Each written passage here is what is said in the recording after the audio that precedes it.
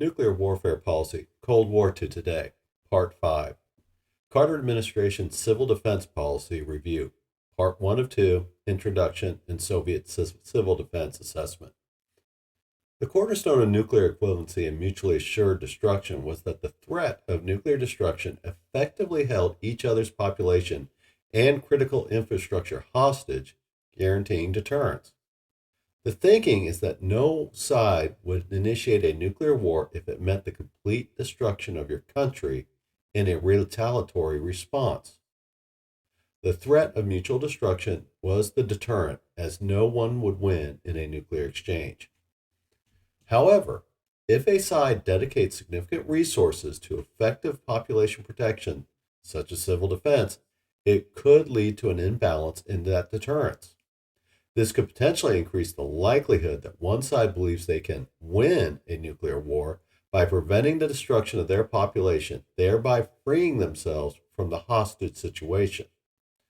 Of course, the inability to evacuate infrastructure ensured the inevitable destruction of a society and a functioning government. Despite not receiving the same level of attention as defense budget, civil defense continued to play a crucial role in the nuclear deterrent chessboard.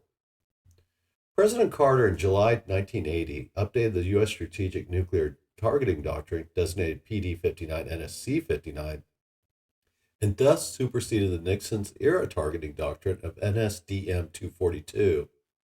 NSC-59 referenced PD-41 and NSC-41 in the memo that called for the parallel implementation of that memo in conjunction with PD-59 under the subject heading of U.S. Civil Defense Policy.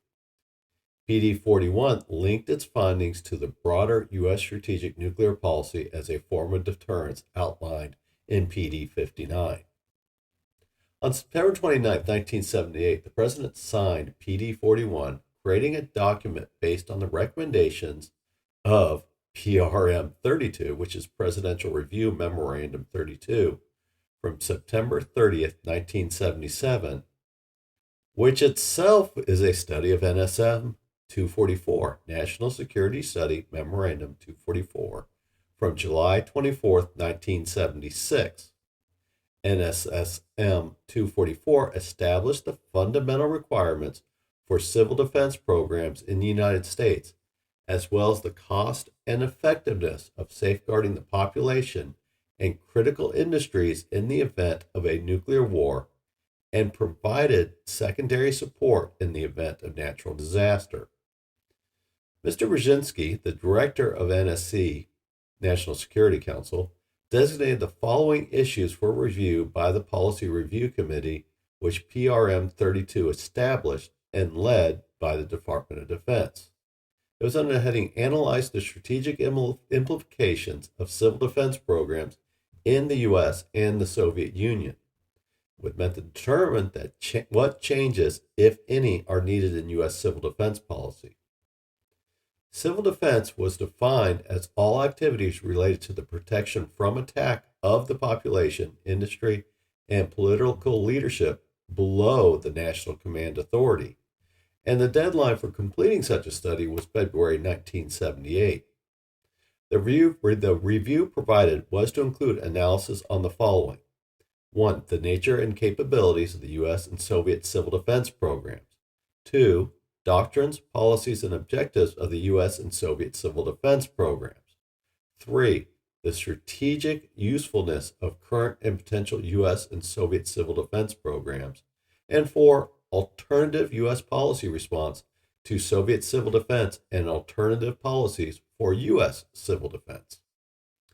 The reason that civil defense was coming to the forefront is that mutually assured destruction and the sub-strategy of countervalue required the population of each other's countries to be vulnerable to, or basically hostage to, a nuclear attack that destroyed the population and underlying industries that maintained a functioning society. Deterrence was established by the fact that one side would not attack if they knew their population's industries would be eliminated through a general nuclear war or through an escalatory limited nuclear war that held the national population of the urban population centers under the mortal threat of nuclear destruction. A robust civil defense program would be one to mitigate the risk of the population and industry, thus increasing the likelihood of saving a large part of the population and industry from nuclear destruction, or so the thought process went.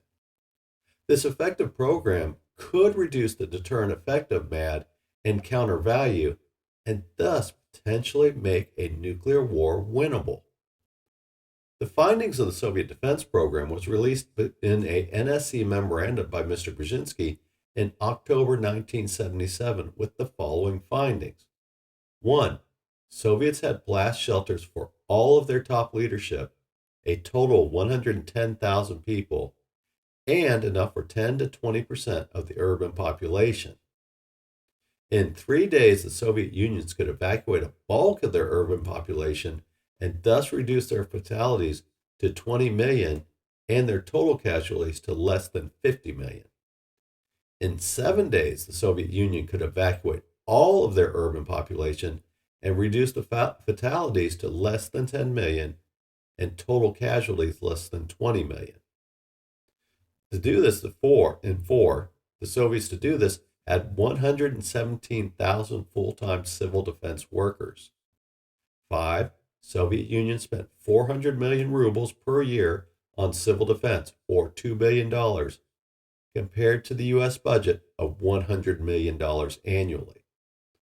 The conclusion was that the U.S. had no meaningful civil defense program at the time when it was compared to the Soviet program.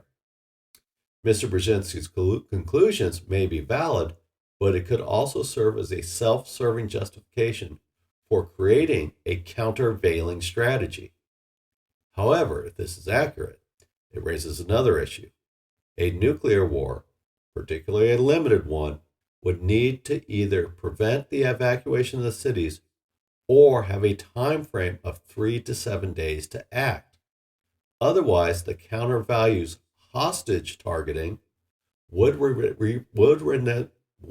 render the strategic nuclear force designated in PD 59 partially ineffective in the PSYOP's pre-planned countervalue scenarios.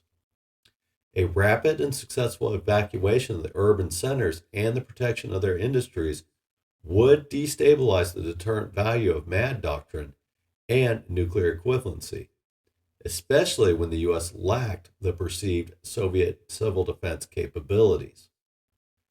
The memorandum goes on to further state major findings of the Soviet civil defense. 1. Soviet civil defense program focuses on the protection of people in order: A, the leadership; B, essential workers; C, general population. Number 2, programs increased substantially in the 1960s.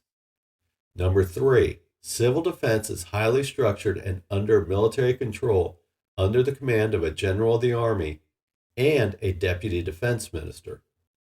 Civil defense extend to all levels of Soviet government with 117,000 active duty personnel.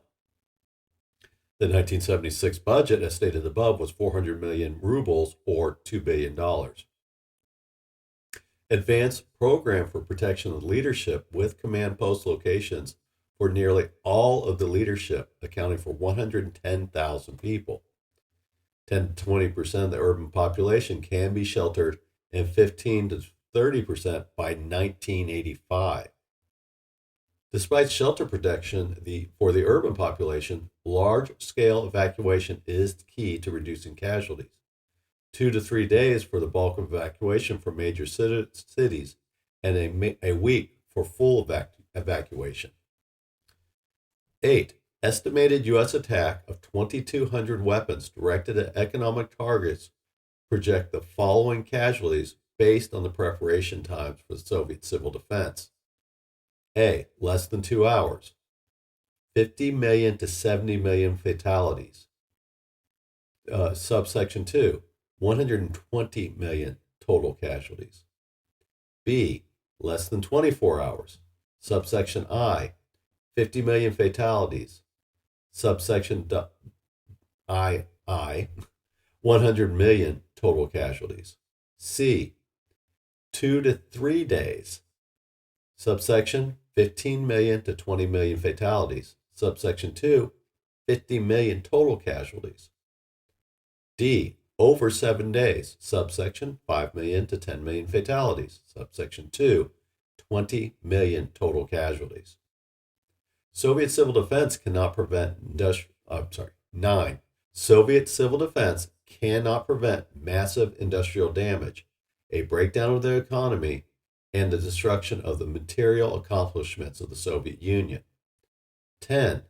The Soviets have a favorable view of their civil defense organization and believe it would improve the ability to conduct military operations and enhance the USSR's change of surviving a nuclear exchange.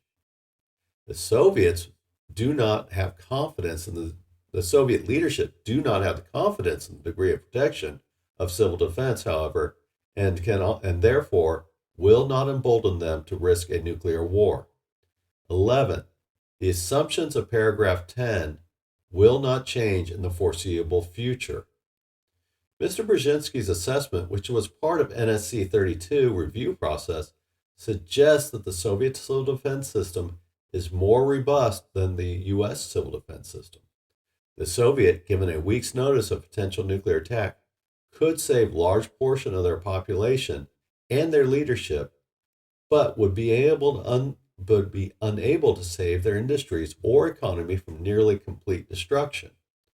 The assessment assumes that the Soviet leadership saw civil defense as a key to winning a nuclear war, but also lacked the confidence in their ability or their civil defense on its own to prevent the destruction of the Soviet Union. Therefore, Mr. Brzezinski believed that even with a robust civil defense program and the ability to reduce casualties, it was insufficient to eliminate the deterrent of MAD and the threat of countervalue attacks. Prior to the concept of limited nuclear war, mutually assured destruction served as a deterrent, preventing any side from attacking the other by inflicting massive casualties in their respective populations. The deterrent effect of mutually assured destruction was to hold each other's populations hostages to a nuclear attack. Being able to successfully evacuate a population would actually be viewed as removing the deterrence from the side that can effectively save its population. Mr. Brzezinski acknowledges this apprehension and suggests that a week-long Soviet evacuation could potentially diminish the deterrent impact of MAD and nuclear equivalency by reducing casualties by 83%. He tries to reassure the official audience of his memo that deterrence was still in effect because Soviets did not trust civil defense to save urban populations, and even if they could, the industry and the economy would be destroyed. If they survived, the Soviet leadership would have no way to maintain their country because their control over society would have been destroyed. The subsequent section of this article will delve deeper into U.S. civil defense policy and strategy and the conclusions drawn from PD 41 regarding the protection of the U.S. population both before and after a nuclear attack.